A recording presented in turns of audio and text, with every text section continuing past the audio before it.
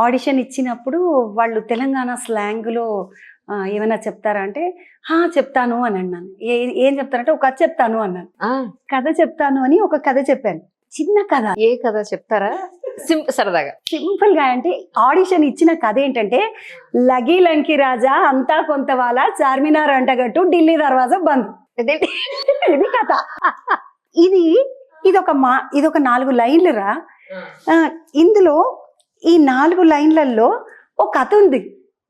ఈ కథని నేను తెలంగాణ స్లాంగ్‌లో చెప్పాలి. చెప్పినప్పుడు అస్సలు మహాలక్ష్మి మేడం ఉన్నారు. నన్ను సెలెక్ట్ చేసింది మహాలక్ష్మి గారు. రైట్. ఆవిడ ఎలా పసిగడతారో గ్రేట్ ఆవిడ.